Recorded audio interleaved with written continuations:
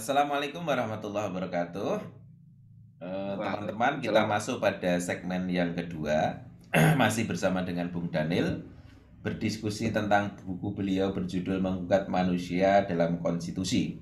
Pada episode sebelumnya, saya menanyakan kepada Bung Daniel tentang otoritas, siapa yang berhak untuk menafsirkan manusia dalam konstitusi. Apakah Mahkamah Konstitusi, ataukah anggota dewan, atau masyarakat umum pada dasarnya boleh menafsirkan, atau memang ada rujukan dari founding father. Nah, ini mungkin Bung Daniel bisa menjawab. Nanti untuk melangkah selanjutnya, bahwa ini sudut pandang filsafat Islam itu betul-betul signifikan untuk menjadi kontribusi bagi perdebatan tentang manusia konstitusi di negara kita ini. Silakan Bung Daniel. Baik, memang kalau dilihat dari konsensus ya, karena ini kan soal hierarki dalam hal dasar-dasar pengambilan keputusan dalam kebijakan hukum, salah satu contoh, dan kebijakan politik. Itu konstitusi ini kan diletakkan itu dalam hierarki yang tertinggi. Dan konsekuensinya maka semua rujukan di bawah konstitusi itu harus merujuk kepada aturan-aturan dalam konstitusi. Ada state. Jadi kalau kita atur, kita lihat keseharian kita hari ini soal pajak, soal pemilu, soal harga tarif listrik, soal ya air, macam-macam itu, negara ini diatur oleh sistem yang dalam konteks Indonesia semua harus memiliki dasar. Kenapa? Karena undang-undang mengatur itu. Makanya saya bilang konstitusi ini menjadi penting karena dia berkonsekuensi terhadap bagaimana tafsiran konstitusi terhadap aturan-aturan di bawahnya dan berikutnya. Oleh karena itu, ketika misalnya kita bicara tentang status undang-undang, maka ada definisi-definisi yang diletakkan dalam bagian-bagian awal. Itu yang disebut dengan ketentuan umum itu. Dan di situ diuraikan tentang definisi-definisi yang membatasi bahwa undang-undang ini itu memiliki cantolan terhadap pasal undang-undang dasar yang mana, kira-kira gitu. Ya karena itu saja sebenarnya konsekuensi logis dari meletakkan konstitusi itu yang tertinggi, maka di bawahnya orang harus memiliki cantolan, harus memiliki gantungan, harus memiliki sandaran kepada bagian di mana konstitusi mengatur.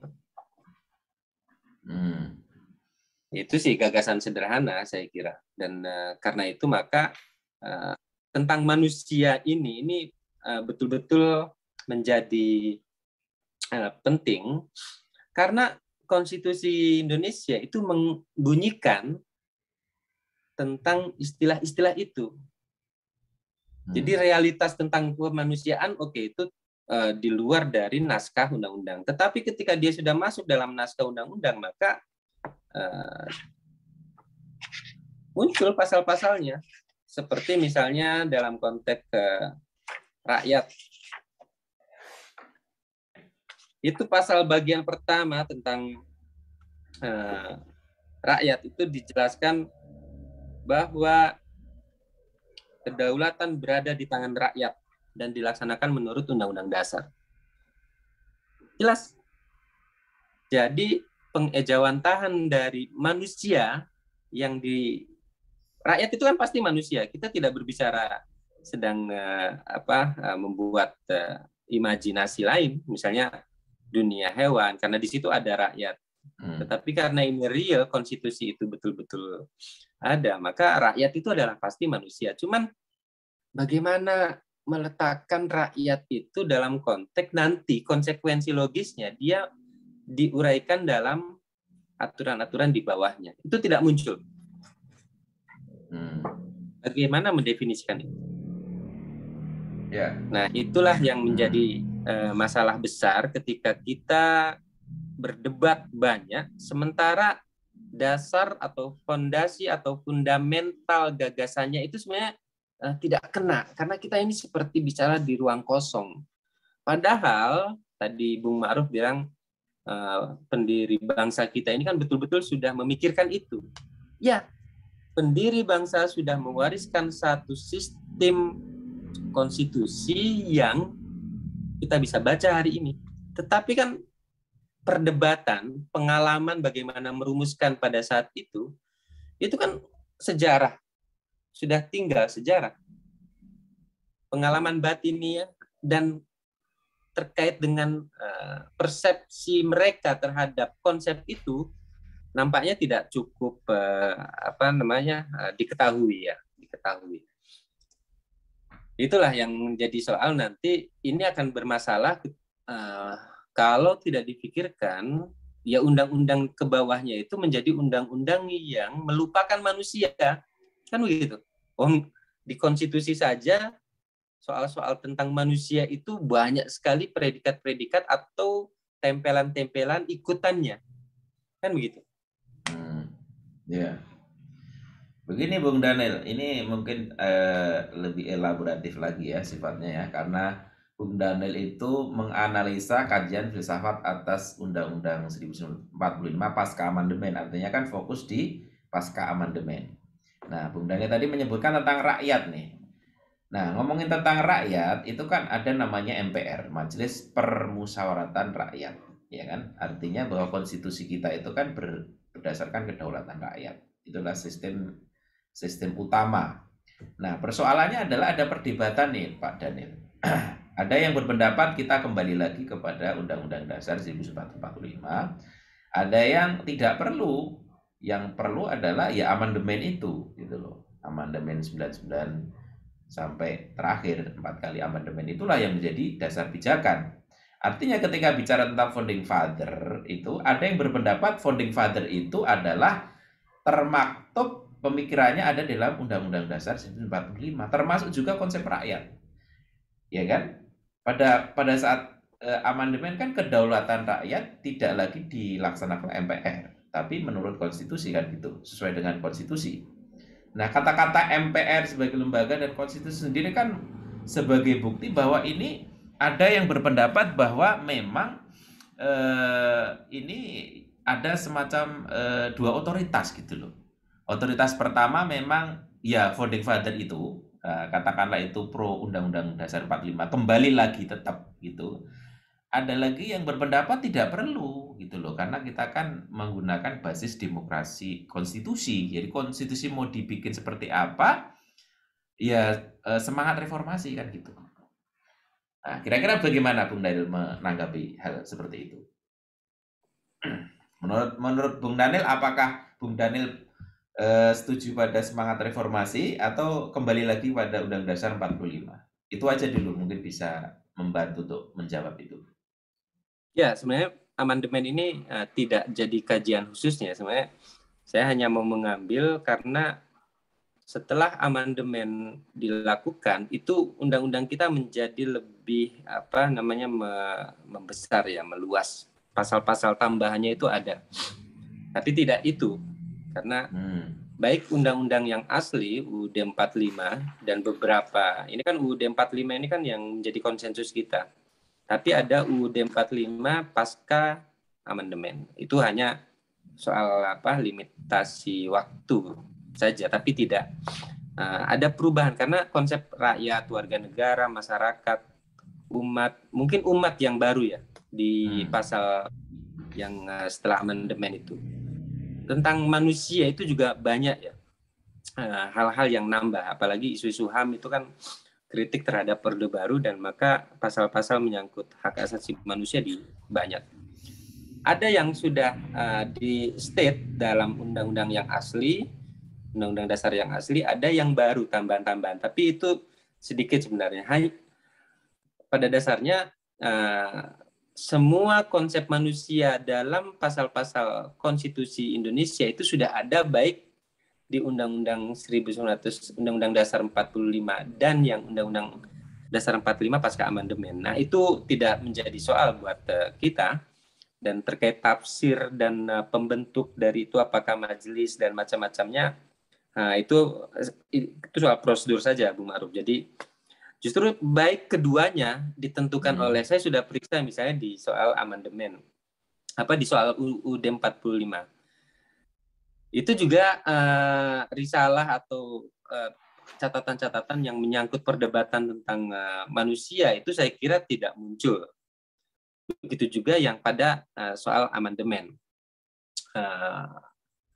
Saya memahami karena memang ini perdebatan yang nampak seperti permainan bahasa. Kira-kira gitu. Tapi memang ketika diperiksa lebih jauh dalam buku ini, ya saya mencatat orang langsung bicara tentang masalahnya, tidak bicara tentang kenapa kok ini harus ditulis sebagai manusia, ini kok ditulis sebagai rakyat, ini ditulis sebagai warga negara, dan bagian mana itu yang paling tinggi, atau ketika dibuat urutan-urutan, apakah ini urutan-urutan yang hierarkis atau acak bertebaran. Itu tidak ada penjelasan di situ. Maka penting untuk saya membuka gagasan tentang filsafat manusia karena saking tidak disadari dan tidak difikirkannya konsep-konsep itu tentang manusia dalam konstitusi, karena tidak ada keterangan. Nah, kurang banyak keterangan. Perdebatan itu misalnya tentang pasal menyangkut presiden misalnya. Itu harus orang Indonesia asli misalnya. Kemudian diskusinya adalah pada aslinya, bukan pada orang Indonesia. Kenapa tidak manusia Indonesia? Kenapa bukan rakyat Indonesia? Kenapa bukan warga negara Indonesia? Itu pasal tentang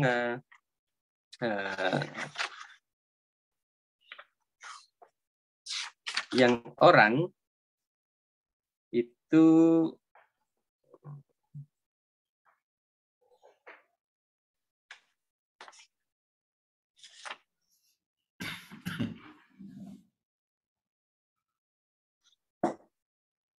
beberapa muncul di situ ya.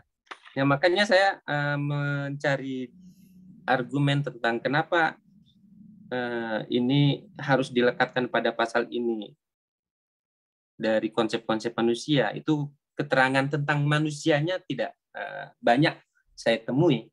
Jadi tafsirnya saya memahami bahwa ini sudah make sense, ini sudah dipahami. Begitu, Bung Maruf. Tidak ada perdebatan di situ. Maka nanti ini akan bermasalah ketika turunan dalam konteks undang-undangnya.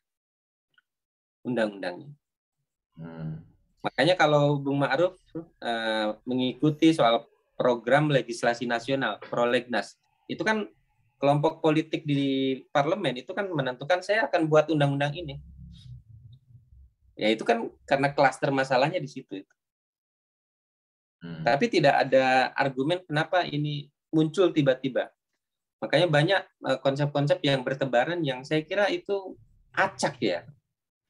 Kalau acak itu kan nampak tidak punya pola dan cenderung bersifat ya tadi. Kalau konsensus ya yang penting disepakati saja. Tapi tidak memiliki argumen yang paling dasar. Kira-kira gitu. Karena ini berdampak kepada banyak hal ya. Misalnya dalam hal penduduk Indonesia itu adalah orang yang tinggal sejak turun-temurun dan orang yang dianggap penduduk pendatang tapi mendapatkan legalitas misalnya. Berarti itu kan konteksnya tentang penduduk. Nah, konsep warga negaranya ada di mana? Apakah dia warga negara? Kan begitu. Yang lebih rumit lagi sebenarnya soal rakyat. Karena rakyat ini muncul dalam Pancasila di makna kerakyatan. Itu nanti akan kelihatan. Padahal di situ juga muncul kemanusiaan yang adil dan beradab. Jadi manusia, rakyat, dan macam-macamnya nampak ya saya kira karena itu di dasar negara Pancasila, tetapi di konstitusi jelas lebih melebar lagi, meluas lagi. Nanti undang-undang menafsirkannya akan lebih luas lagi. Itu konsekuensi logis dari tidak ketatnya, atau mungkin tidak perlu juga saat itu mendebatkan soal itu, nggak ada masalah juga ya bagi kita yang hidup hari ini. Ya kita harus memaknainya bahwa para founding fathers atau MPR pada tahun 99 mengadakan sidang istimewa tentang ini, yaitu tidak membutuhkan soal perdebatan itu ya. Karena kemudian saya berpikir tentang ini, ya silakan, apakah itu jadi masalah? Buat saya itu masalah. Karena apa? Karena nanti dalam membentuk undang-undang yang berdasar kepada undang-undang dasar, dasarnya apa? Kira-kira gitu. Karena undang-undang Gitu, dasar Bang. itu sendiri adalah dasar ya. Dasar. Anda mempertanyakan dasar filsafat ya, kan begitu. Saya dasar filsafat. Karena itu penting untuk membuat perdebatan tentang merumuskan sesuatu masalah yang akan menjadi dasar hukum berupa atau berbentuk undang-undang dan peraturan lain. Ini orang menjadi lebih hati-hati karena itu aturan hukum ya. Maka kalau orang sudah bicara tentang dasar hukum, seolah-olah paling kuat, paling bijaksana. Apalagi kita di Indonesia ini kan segalanya bergantung kepada asas-asas legalitas, semua yang serba legal. Artinya begini, Bung. Siapa nanti? Ini kan ada persoalan hierarki tafsir juga kan. Misalnya tadi Bung Daniel menjelaskan tentang hierarki. Artinya kan berarti ada satu otoritas yang berhak menafsirkan yang paling atas. Katakanlah itu Mahkamah Konstitusi. Kemudian anggota dewan membuat undang-undang, membuat peraturan. Itu juga sebenarnya juga dalam kerangka menafsirkan konstitusi juga kan. Cuman hierarkinya di bawah MK. Kemudian ada lagi misalnya lawyer kan gitu di hadapan hakim, dan hakim itu sendiri juga menafsirkan, lawyer menafsirkan, hakim menafsirkan, semua walhasil semua itu sebenarnya dalam kerangka menafsirkan konstitusi kan begitu Bung Daniel ya. Cuman masalahnya adalah kesepakatan tadi. Jadi kalau misalnya iktibari ya, kesepakatan dan Anda menawarkan sebuah filsafat ya, tentunya nggak cuma operasional kesepakatan kan gitu. Ya udah kesepakatan siapa kan gitu. Ya kalau sudah disepakati tidak ada yang mempermasalahkan, taruhlah itu menjadi sebuah kesepakatan yang nggak perlu dikatakan lah kan gitu. Nah berkaitan dengan itu kan ada satu yang harusnya menjadi satu yang menarik gitu. Misalnya Anda mempertanyakan tentang status ontologi ya, status epistemologi di situ kan. Itu kan soal pembicaraan yang sangat berat sekali ya. Berarti kan itu satu status filosofi dasar filsafat yang tentunya juga katakanlah itu pertama siapa yang bisa melakukan itu, yang kedua mungkin implikasinya apa gitu loh, implikasinya apa gitu. Misalnya setelah menggunakan dasar filsafat Islam yang ditawarkan oleh Bung Daniel, kemudian implikasinya apa gitu. Saya belum bisa membayangkan itu Bung Daniel. Kira-kira gimana jawabannya itu? Contoh misalnya tentang beberapa hari ini kan kita rame tentang bagaimana satu wilayah akan dibangun menjadi wilayah yang penduduk di dalamnya itu harus pindah. Karena memang itu akan dibangun sebuah bendungan misalnya. Nah, kekuatan pemerintah itu punya. Tapi atas dasar apa dia?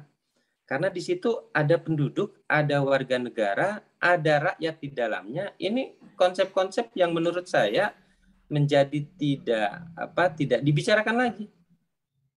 Dan yang terakhir itu bagi beberapa teman misalnya mengatakan ini sudah pelanggaran HAM. Aspek manusia yang seharusnya diajak bicara dan macam-macam lebih berat lagi. Jadi berpindah-pindah saja tafsir-tafsir yang seperti ini kan. Mana suka gitu maksudnya Bung Daniel? Mana suka arbiter gitu? Ya, misalnya di beberapa isu soal tambang yang harus memindahkan manusia itu di dalamnya adalah penduduk, apalagi ada masyarakat adat, ada macam-macam itu. Nah, ini kan menjadi hanya easy going saja, dianggap biasa karena betul-betul kesulitannya. Maka tadi Bung Ma'ruf sudah bicara tentang hakikatnya mana yang mau dibela itu, kan begitu. Apakah karena atas dasar kepentingan publik yang lebih luas, pemerintah kan punya hak untuk itu karena dia harus berpikir tentang aspek-aspek publik, kan itu. Nah, tetapi dia mau menggunakan dimensi manusia yang mana untuk bisa memiliki power kekuatan itu. Kan yang dihadapi adalah hakikatnya adalah manusia, tetapi dia ditekatkan sebagai rakyat. Masa yang rakyat berdaulat itu kemudian dia harus tersingkir dari itu? Ataukah dia hanya sebatas penduduk? Ataukah dia warga negara di dalam? Atau sebenarnya itu masyarakat atau bangsa atau macam-macam? Nah, konsep-konsep yang begini kan menjadi tidak begitu mendalam. Nah, itu yang nanti kita masuk pada wilayah ontologi. Hakikatnya yang akan dipindahkan itu apakah manusianya atau hanya aspek predikat yang lain? Karena ini secara tata negara harus clear. Karena kalau tidak, rumit itu ya, rumit. Apalagi nanti kalau dibuat pengadilan tata usaha negara di dalamnya, kan gitu. Atau ketika ada pelanggaran HAM, ada pidana atau ada pengadilan HAM di dalamnya. Atau dalam konteks pidana, dalam konteks tertentu. Nah, hukum kan kemudian membagi aspek-aspek hakikat itu menjadi dimensi-dimensi konsep. Kan gitu. Itu dampaknya akan ke sana sebenarnya.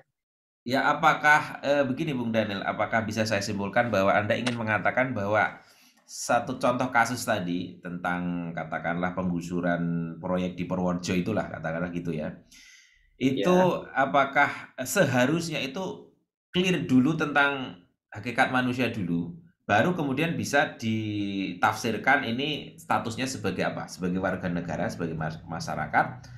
Kalau sebagai warga negara yang harus tunduk pada aturan pemerintah, ya kan beda lagi dengan status masyarakat yang katakanlah berdaulat ataupun status yang lebih dalam lagi, status sebagai manusia yang memiliki hak untuk hidup, hak untuk macam-macam, untuk kesejahteraan, untuk mengakses pendidikan, mengakses ekonomi dan sebagainya.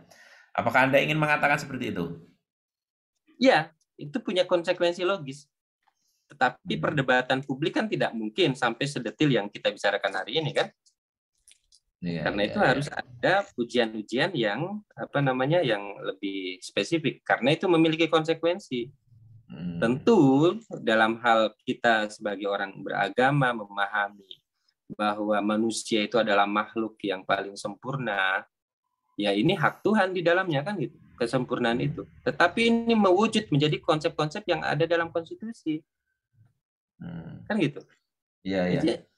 Sehingga kalau dia warga negara, apakah pendekatannya harus berdasarkan itu atau berdasarkan penduduk atau masyarakat? Karena ingat, ada beberapa soal-soal masyarakat tertentu yang dia secara penduduk juga tidak memiliki KTP, warga negara, mungkin juga tidak pernah tersentuh pembangunan atau tidak terkena pajak ataukah apa, itu harus dipahami sebagai sesuatu apa. Dan karena inilah, kembali ke konstitusi, itu semua sudah dibunyikan filsafat manusia, konsep-konsep tentang manusianya. Cuman filosofi di dalamnya itu tidak ditemukan uraian yang jelas, lebih dalam, tegas dan jelas. Maka saya mengatakan hakikatnya manusia itu ya manusia, kan gitu. Baik, Bung Tapi Daniel. mewujud menjadi yang bersifat konstitusional, maka dia bicara ada warga negara dan macam-macam. Itu kan epistemologi yang dalam beberapa hal nanti kita bisa bangun. Saya menggunakan di buku ini kan nanti soal gradasi ya. Gradasi itu artinya dalam logika itu kan tahan kita dulu, tahu dulu. Bung Daniel, mohon maaf ditahan dulu untuk segmen ketiga nanti ya.